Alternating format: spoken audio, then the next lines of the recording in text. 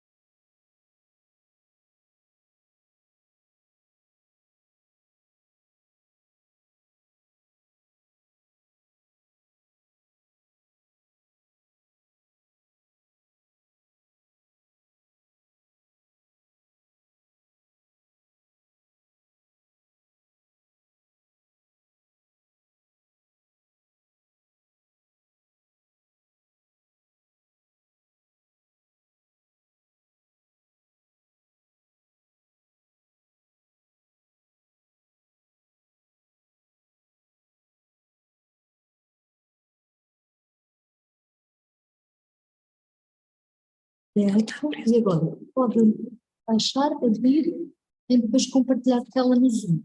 Ir ao Zoom, ali, completamente, certo? Carrega aí, exato, no Zoom, porque ainda não partilha. Este aqui, primeiro, vamos pôr. Não há problema.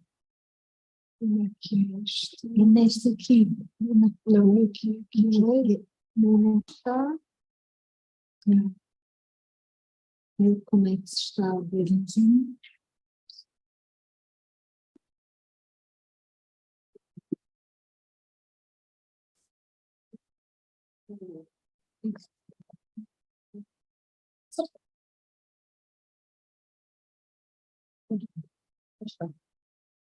E já estamos no apoio. Já bom, acho que já está. A questão é se já está no Zoom para as pessoas de casa. Sim. Está? Já? Sim. Agora, primeiro, é assim. Depois compartilhar a tela. Exatamente. Faz um Zoom. Mas não estou a conseguir abrir. Não estou a conseguir abrir. Agora, clica mesmo no isso. Não está. Queres montar? Não estou a conseguir abrir.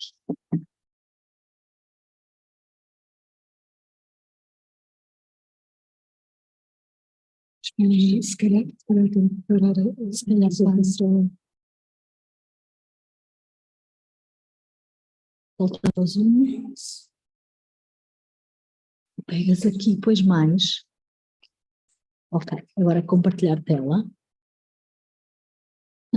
clica mesmo em compartilhar tela e ele vai abrir aquele, ok, compartilhar, já aparece ali, agora só tens de mudar aqui, põe aqui este grande, aqui, este, exato.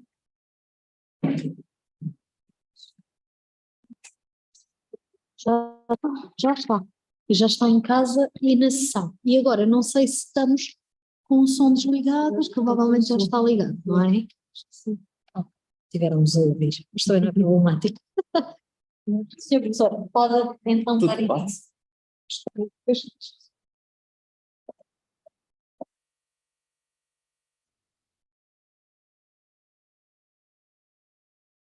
Pode começar, sim. Bem, Muitíssimo bom dia a todas e todos, né? Tanto os que acompanham aqui pessoalmente, como também em ambiente virtual. Digo que é uma satisfação enorme poder participar aqui, inclusive em Coimbra, do primeiro encontro internacional que debate experiências inovadoras em participação ambiental, né? Essa iniciativa do Instituto Jurídico e do Centro de Estudos em Democracia Ambiental, né, da Faculdade de Direito da Universidade de Coimbra e da Universidade Federal de São Carlos.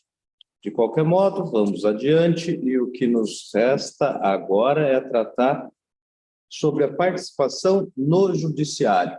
Então, falaremos brevemente sobre como pode ocorrer a participação popular no Poder Judiciário através das ações coletivas, especialmente na área da Amazônia Legal, né? Então, nos estados que compõem a Federação Brasileira e que integram essa região administrativa chamada Amazônia Legal, né? Meu nome é Marcel e a gente vai falar, então, brevemente, uns 30 minutinhos, sobre essa forma de participação pela mobilização de um dos poderes do Estado na sua função judicante, através dessas ações relativamente recentes, que são as ações coletivas, né? Então, aqui vai bem ao encontro do que já foi exposto, inclusive no vídeo antecedente, né? Que nós, sempre que estamos investigando, pesquisando democracia, é como se a gente estivesse falando, analisando um ataque, né? Uma promessa que não se realizou, uma traição quase histórica. Se a gente pegar todas as expectativas que vieram com as revoluções burguesas, especialmente a Revolução Francesa, a gente está ainda no aguardo da efetivação daquele lemário, daquele ideal, né, de liberdade, igualdade e solidariedade.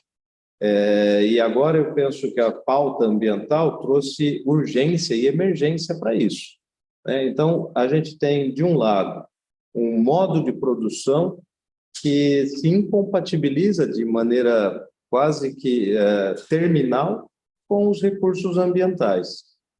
Então, o drama que nós já vivenciávamos do ponto de vista social, agora é agravado justamente por essa questão da destruição do próprio ambiente, do próprio planeta. Então, ao lado dessa acumulação extraordinária de riqueza, desses avanços tecnológicos, nós continuamos com problemas antiquíssimos, como a miséria, como a falta de distribuição e também a nossa falta de equilíbrio com o meio em que estamos inseridos. Por isso, uma das alternativas é trazida também nesse contexto de crise, qual seja a participação popular, né? Que as pessoas comecem a atuar de uma maneira mais decisiva e que, com isso, possam orientar as políticas públicas, haja vista que os estados estão sendo, no mínimo, muito lentos em acompanharem as demandas, não só sociais, mas também ambientais. Nesse contexto, a gente faz uma pequena reflexão, dizendo que a própria condição humana traz em si várias necessidades. Essas necessidades são valoradas socialmente, são interesses que passam a ser tutelados pelo próprio Estado, né? Então, a positivação estatal, através da legislação, através da função legislativa do Estado, transforma essas prerrogativas em direitos. E esses direitos, justamente por oportuno do lemário da Revolução Francesa, né, de liberdade, igualdade e solidariedade, podem ser classificados, isso também a doutrina já é pacífica, em direitos individuais, sociais e transindividuais. O que nos importa especificamente na conversa agora são os direitos transindividuais, esses de natureza difusa e coletivas, né? Aqueles que pertencem a todos sem pertencerem a ninguém individualmente. E por que a gente centra nossa atenção nos direitos transindividuais? Justamente porque há uma forma de tutela desses direitos que é específica, um pouco diferente da maneira pela qual a gente está habituado, até historicamente, no direito de ação que respalda os direitos individuais e também os direitos sociais, né? Também é sabido que a todo direito, e aí a gente fala da possibilidade do direito material, a gente tem o direito de ação. Isso é inerente ao próprio Estado de Direito, né? A questão do constitucionalismo dos Estados. Então, para que haja efetiva proteção dos direitos, a gente precisa ter assegurado o acesso ao poder judiciário. Não por acaso, acesso à justiça é um dos pilares também da democracia ambiental, né? E no nosso caso brasileiro, a própria Constituição já prevê que é inafastável o direito de ação, é um direito público subjetivo incondicionado, previsto no célebre artigo 5º, né, o seu inciso 35. De qualquer modo, a participação no judiciário, através das ações na tutela específica dos direitos transindividuais, se dá pelas chamadas ações coletivas. E no caso brasileiro, veremos que há antecedentes mais remotos, como, por exemplo, a própria Lei da Ação Popular, né? Lei número 4717 de 65. Mas foi só na década de 80 do século passado que nós tivemos um reforço na previsão dessas legislações, a ponto de podermos considerar a existência de um verdadeiro subsistema ou microsistema jurídico de tutela dos direitos transindividuais, e que levou o nome de subsistema de tutela coletiva. Inclusive, aqui, pedindo vênia, inclusive para o autor, que é o finado ministro do Supremo Tribunal Federal, Teori Zavascki, na sua tese de doutoramento, ele faz questão de deixar muito claro, né, que há uma diferença entre a tutela coletiva de direitos, que inclusive podem ser direitos individuais, como também a tutela de direitos coletivos. Ambos compreendem ou estão compreendidos nesse subsistema, nesse microsistema de tutela coletiva. E esse microsistema, como sempre, né, em direito, ele precisa ser ordenado, precisa de uma amálgama que é dada justamente pelos princípios. Os princípios informadores desse microsistema, né, processual brasileiro, começa pelo interesse jurisdicional, né, no conhecimento de mérito. Sabemos que a ciência jurídica e o direito é bastante formal, né? A formalidade faz parte da sistemática, da liturgia jurídica. E, no caso das tutelas coletivas, o conhecimento de mérito é sempre algo desejável. Então, a gente, eventualmente, superaria as dificuldades formais para que se conhecesse do mérito. Um outro princípio é justamente o da tutela jurisdicional coletiva como sendo prioritária. Uma das mazelas que atinge o sistema de justiça brasileiro é o grande volume, né? Tem muita lide, muito processo para ser decidido. E quando a gente está diante de um processo coletivo, a decisão dada nesse processo pode beneficiar a muitas pessoas, talvez, inclusive, a pessoas com uma quantidade indeterminada, justamente numa questão difusa. Por isso, eles deveriam ou devem ser tratados com prioridade absoluta, ganhando primazia na pauta de julgamentos.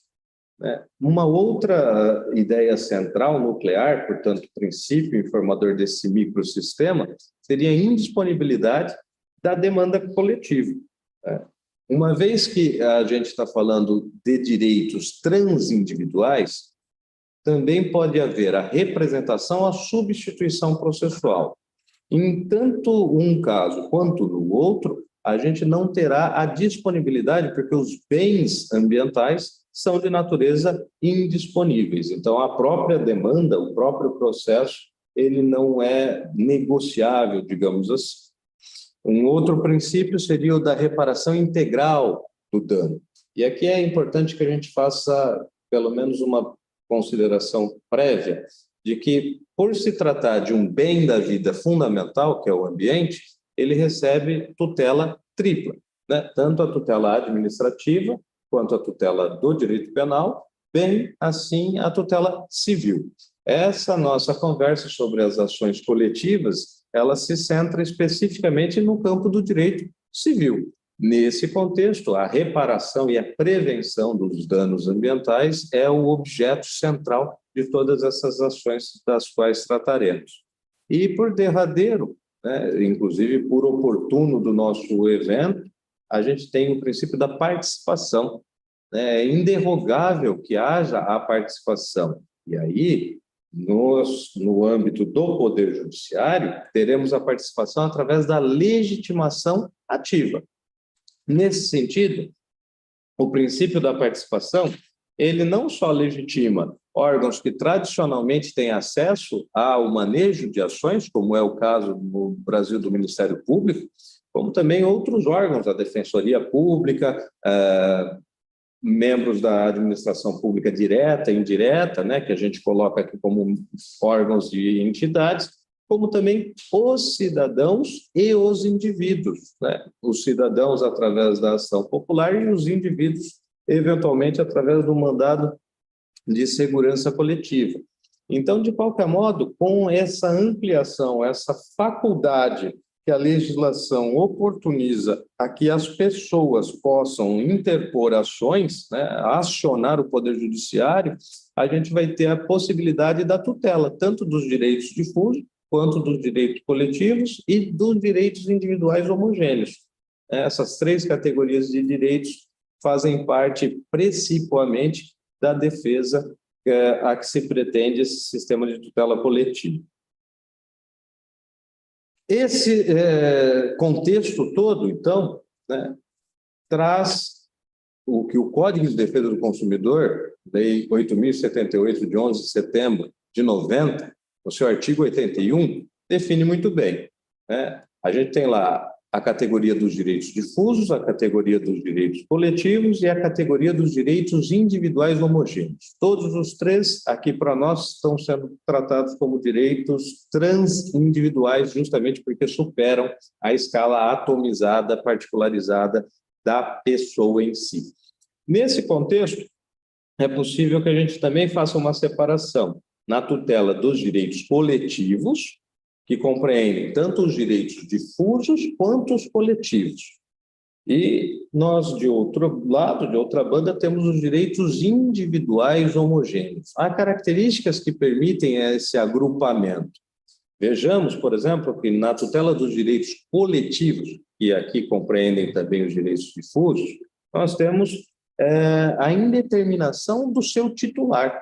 Como acabamos de dizer, para que haja a possibilidade de uma ação, é necessário ter interesse de agir. Esse interesse de agir está diretamente relacionado à possibilidade da pessoa ser titular daquele direito que se invoca, né? Aqui, os titulares não estão personificados. Portanto, sempre há uma substituição e não representação processual, né? É como nós estamos afirmando, o tutelado em juízo é sempre aquele que age em substituição processual. Ele substitui essa coletividade indeterminada de pessoas. Ao passo que lá na tutela dos direitos individuais homogêneos, os titulares são ou determinados ou determináveis, né? É possível a gente aferir quem, afinal de contas, é o dono, entre aspas, daquele direito. Então, aqui tanto pode haver a tutela ou a propositura da ação por substituição, né? No caso de serem titulares indeterminados, mas determináveis, ou se já são bem definidos, a gente vai ter justamente a representação processual. Os direitos coletivos são de natureza indivisíveis, não é possível fracionar ou mensurar, ao passo que nos direitos individuais homogêneos, a gente é capaz de, sim, né, quantificar, avaliar exatamente qual é a sua extensão. E também, a partir dessa classificação, nós agrupamos as ações mais recorrentes ou mais propícias à tutela do direito ambiental, como sendo a ação popular e a ação civil pública na vocação de defesa dos direitos coletivos, aí compreendidos também os difusos, ao passo que para a tutela dos direitos individuais homogêneos, a gente verifica uma maior adequação do mandado de segurança coletivo e da ação civil coletiva. É importante também fazer uma observação que a doutrina aponta talvez um outro princípio informador, que seria o princípio da fungibilidade, né? O princípio da não formalidade, que se espalha aqui também, admitindo que a propositura de uma ação seja contornada e aquela ação que eventualmente não seja mais adequada possa se processar pelo rito e pelas características de outra, né? Então, é a atipicidade da tutela coletiva. Mal comparando, é o que acontece com as ações possessórias, né? A questão da fungibilidade, né? De qualquer modo, então, essa é a visão panorâmica do nosso subsistema processual coletivo, que é calcado ou fundamentado nessas legislações. Então, como dissemos, a Lei da Ação Popular, 4.717, de 1965. Nós temos depois um outro marco relevante, foi a Lei da Política Nacional do Meio Ambiente, a Lei 6.938, já da década de 80, de 1981. Né? Então, ela já pega um pouco os ares dessa discussão que se dava no mundo a respeito da urgência e da emergência das questões ambientais. Inescapável e incontornável é justamente o marco constitucional. A 5 de outubro de 88, nós tivemos a edição da nossa Carta Maior, da Constituição, que dedica um capítulo todo ao meio ambiente, né, no seu artigo 225, apregoando que o ambiente é justamente um direito de todos. Então, já ressalta a natureza transindividual, especialmente difusa, do bem, do macro-bem, que é considerado o ambiente, um bem, inclusive, geracional, e cuja defesa é, além de dever do Estado, também uma obrigação coletiva, uma obrigação de toda a sociedade. Seguidamente, nós tivemos a Lei 8.078, de 11 de setembro de 1990, que é o nosso conhecido Código de Defesa e Proteção do Consumidor, que eu já, inclusive, mencionei o artigo 81, que trouxe a definição legal desses direitos transindividuais. É uma lei bastante arrojada e que não se presta apenas e tão somente na defesa do direito consumeiro, né, mas também lança contribuições valiosas na defesa dessas prerrogativas transindividuais. Tivemos também a Lei 12.016, de 2009, que trouxe mudança no mandado de segurança, tanto o mandado de segurança individual quanto o mandado de segurança coletivo, só com breve esclarecimento que o mandado de segurança é um remédio constitucional previsto para assegurar direito líquido e certo. E, por fim, aqui no nosso breve relato, temos também a Lei 13.300, de 2016, que nos trouxe normas sobre o mandado de injunção, né? Sabemos que a nossa Constituição ela tem normas de eficácia plena, né, que são aquelas autoexecutáveis, autoaplicáveis. Temos normas de eficácia contida, que também são autoexecutáveis, autoaplicáveis, mas cuja legislação ordinária pode trazer parâmetros para sua utilização.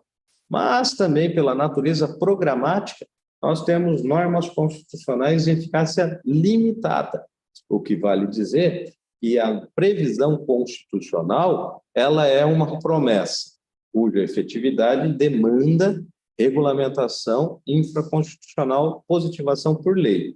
Mas, na omissão do nosso legislador, o Constituinte já precaveu-se com a possibilidade do mandado de injunção. Então, o mandado de injunção é o mecanismo constitucional previsto exatamente para que, nos casos de normas constitucionais de eficácia limitada, na ausência, na omissão da função legiferante, a gente pudesse acionar o Poder Judiciário, então regulamentaria, não usurpando a função legislativa, mas naquele caso específico, o direito que se pretende efetivar.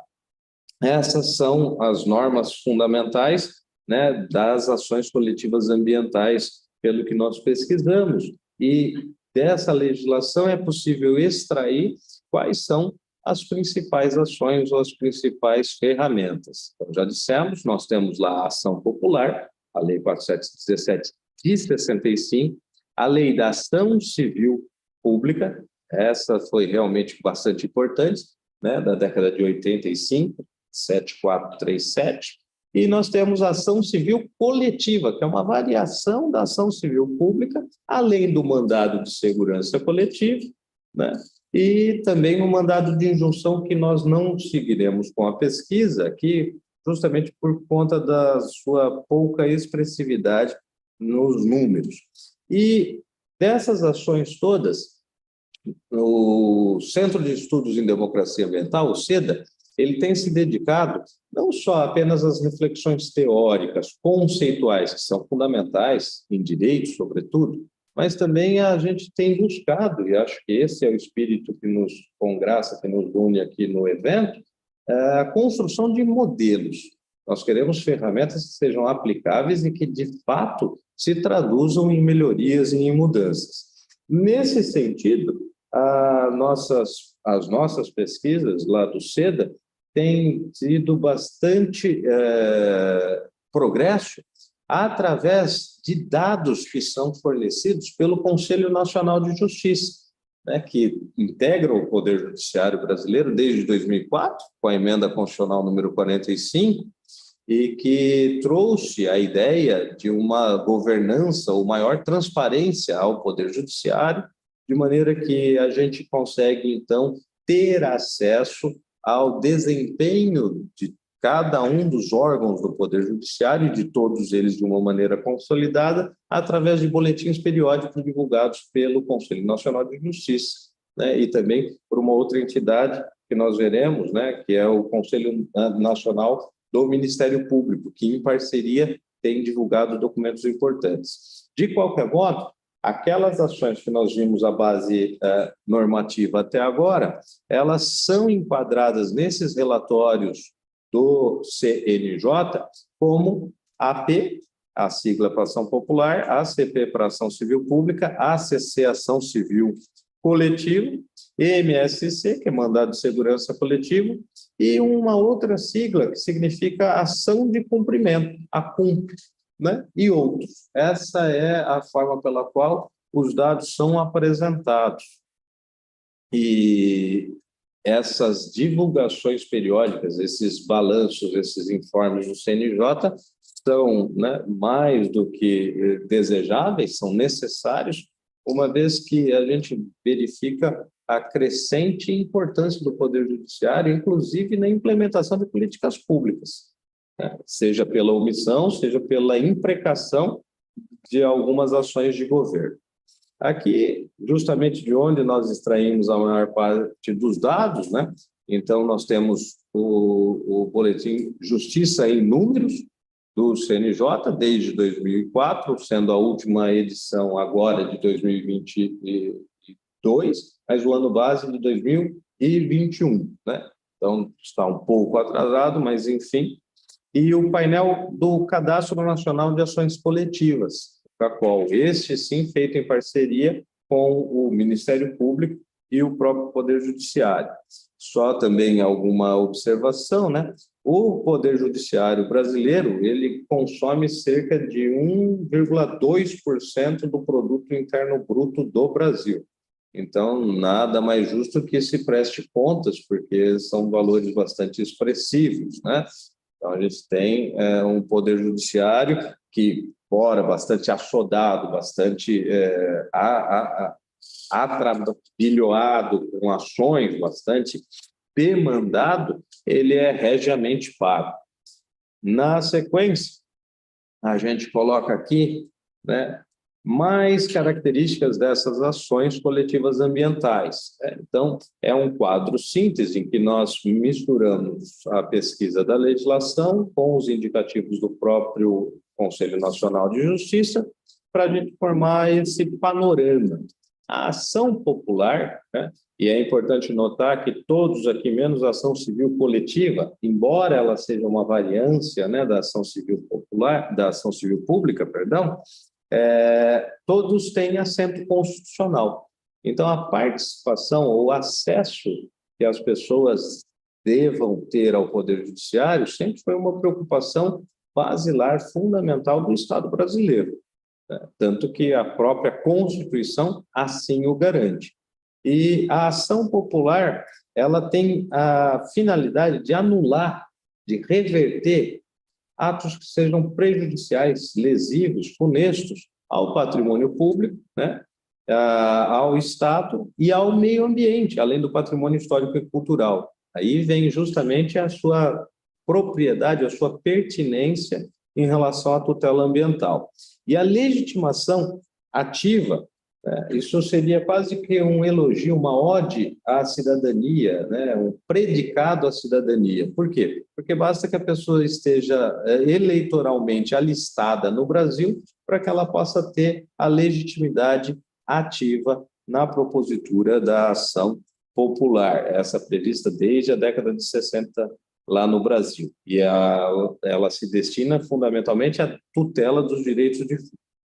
A ação civil pública, né, ela é manejada extraordinariamente e também em grande volume pelo Ministério Público, né? Mas não só, são legitimados a Defensoria e a administração pública, direta ou indireta, além de a organização da sociedade civil, né? A sociedade civil organizada através de associações, né, que são pessoas jurídicas de direito privado, desde que haja no seu ato constitutivo, na sua previsão estatutária, a finalidade da defesa de direitos que são enquadrados como direitos difusos.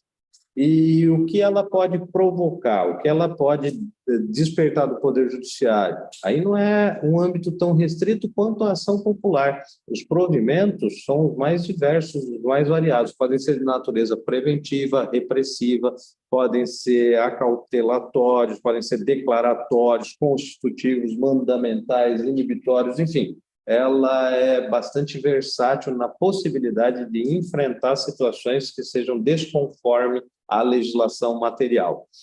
Do mesmo modo, até por simetria, nós temos a ação civil coletiva.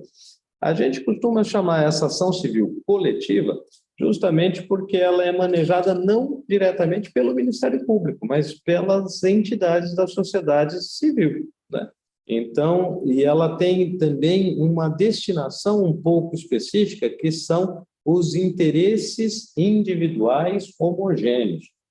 Há situações, especialmente agora com a ilustração que forneceremos do direito do consumidor, em que a má conduta de uma empresa, ela causa prejuízo a muitas pessoas. Muitos consumidores são lesados, mas o valor do prejuízo a cada qual dos consumidores é um valor módico, um valor muito pequeno, o que desestimula que cada um dos consumidores vá atrás do seu direito, né? Vá lutar pelo seu direito, como diria o IERI. E então aquela situação seria quase que um prêmio para o mal feito.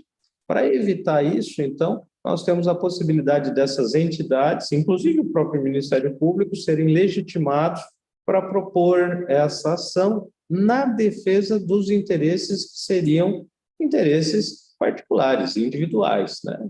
Interesses individuais homogêneos. E, por fim, o mandado de segurança coletivo, como nós acabamos de ver, o direito ao ambiente é um direito consagrado para todas as pessoas no país, no Brasil.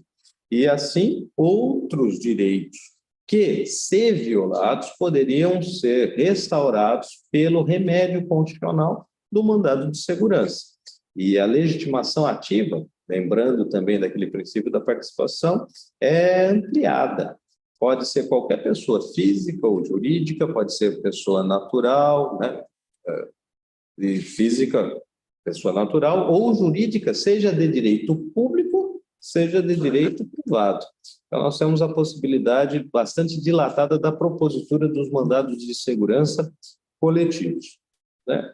Então, o ordenamento jurídico brasileiro nos parece equipado, bem aparelhado do ponto de vista normativo para permitir a participação popular na questão ambiental, né? As ações coletivas são, então, uma ferramenta posta à disposição, né, de todos, por conta justamente daquela ampliação da legitimação, e que, em tese, ou supostamente, se prestariam a essa participação ambiental, essa defesa do ambiente de uma maneira bastante pronunciada.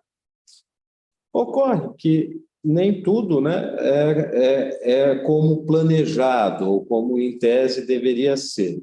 Desse modo, a gente vai verificar agora, na Amazônia Legal, desses dados, né, alguns dos comportamentos dessas ações, cuja teoria foi vista, na prática. Antes, a gente faz justamente esse contexto, né, de que foi o corpus, do que foi o objeto do estudo aqui, que foi a Amazônia Legal. A Amazônia Legal, se fosse considerada um país, se ela fosse independente, seria o 6º maior país do mundo em extensão territorial, né? As fontes aqui foram do Ministério do Meio Ambiente do Brasil. Então, 1/3, né, da biodiversidade terrestre é encontrável na área da Amazônia, né? E justamente pela necessidade de gerir esse território é que foi criada a Amazônia Legal. Por quê? Porque 60%, cerca de 60% da superfície da Amazônia, do bioma amazônico, está no Brasil. Embora a gente tenha a Amazônia internacional, composta também por partes do Peru, da Bolívia, do Equador, Colômbia, Venezuela, Guiana e Suriname. De qualquer modo, como o Brasil ele tem a área mais extensa da Amazônia, ele houve por bem regular esse território através dessa divisão, que é o que chamamos de Amazônia Legal. E aqui a base normativa da Amazônia Legal, então ela vai completar 70 anos agora no mês de outubro, né, desse ano, 2023, através da Superintendência do Plano de Valorização Econômica da Amazônia, no tempo do presidente Getúlio Vargas, né? Então, há muito tempo atrás, há quase 70 anos, a gente começou a ter a preocupação de ordenar o território amazônico de uma maneira que pudesse trazer desenvolvimento.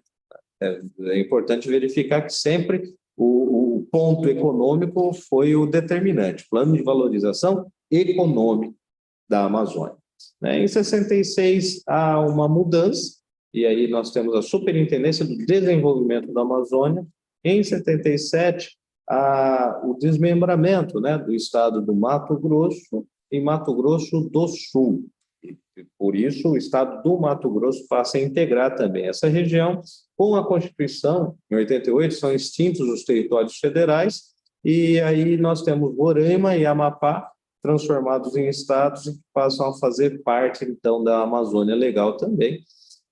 Em 2007, houve a reestruturação da SUDAM, que é a Superintendência do Desenvolvimento da Amazônia, de modo que hoje a configuração da Amazônia Legal, né, compreende 7 estados brasileiros da região norte, Acre, Amapá, Amazonas, Pará, Rondônia, Roraima e Tocantins, um estado da região centro-oeste, justamente o estado do Mato Grosso, e parcialmente o estado da região nordeste, que é justamente o Maranhão, onde, não por acaso, se pretende a realização do nosso segundo encontro, né?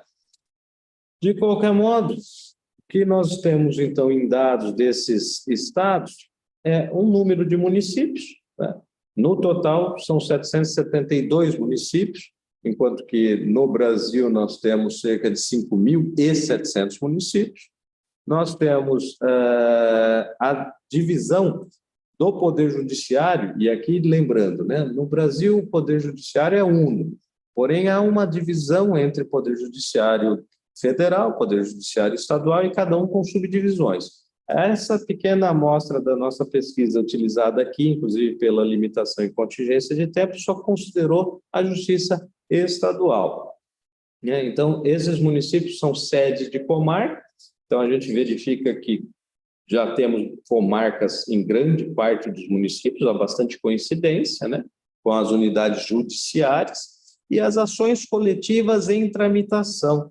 Esses números, como são fornecidos justamente pelo CACOL, né, que é o Centro de Ações Coletivas, né, o Cadastro de Ações Coletivas, ele é atualizado em tempo real. Então, esses números são sempre variáveis. Aqui, a nossa pesquisa foi considerada até a semana passada, até o dia 10 de abril. De qualquer modo, nós temos 41.554 ações coletivas em curso, né, em processamento na região da Amazônia Legal, aqui dividido pelos estados. E o que nós verificamos é uma concentração extrema das ações civis públicas. Então, um destaque para a atuação ministerial. O Ministério Público, né, é o grande promotor das ações civis públicas, mas não o único.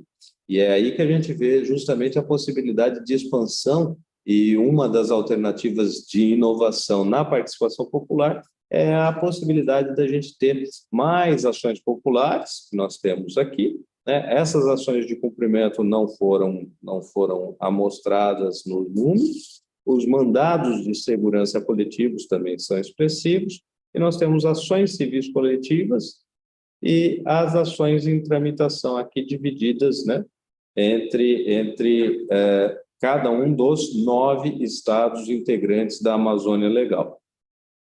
Isso é o que se ocupa uma parte, né, dos pesquisadores do Centro de Estudos em Democracia Ambiental para verificar justamente a possibilidade de, manejando, acionando o Poder Judiciário, a gente ter o cumprimento do direito, né? É também uma lástima que a gente tenha a judicialização do problema, porque é indicativo de que aquele direito material não é respeitado de uma maneira que não seja através de litígio.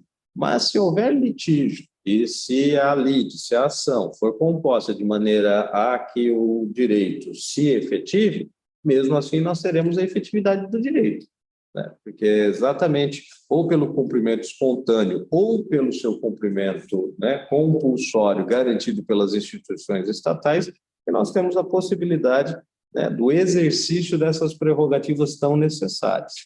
De uma maneira geral, e já em sede de conclusões para que depois a gente possa conversar mais brevemente, né, esse contexto de crise ambiental, ele veio adicionar a urgência a temas que já ficaram pendentes historicamente, né? Então, a possibilidade da gente ter agora a atuação, não só das pesquisas, mas do próprio Estado, de organismos internacionais, é bem vista também, por esse lado, de trazer a possibilidade de pautar as políticas públicas por uma preocupação ambiental mais efetiva, né? E, embora a gente tenha a previsão legal, o que já é um avanço, não só por isso a gente pode considerar que o problema se equacionou, mas é necessária exatamente uma efetividade dessas políticas públicas, o que pode se dar através dessa judicialização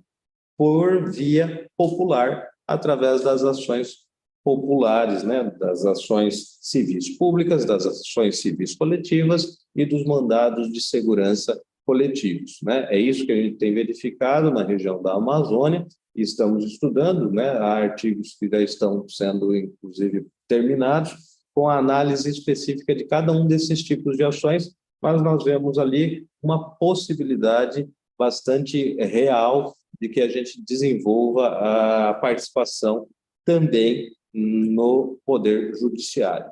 Por derradeiro, a gente tem aqui, né, o ODS número 16, que nos parece bastante adequado ao tema que apresentamos. Muito obrigado e devolvo a palavra à professora Alexandre.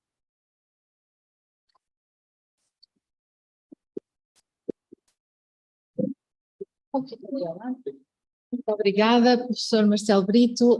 Foi excelente a sua apresentação, porque ela nos permite ter uma visão geral do processo no Brasil, dos vários sistemas processuais que existem para proteção do ambiente enquanto interesse difuso e se podemos comparar com o regime português para quem tiver interesse nesta proteção judicial.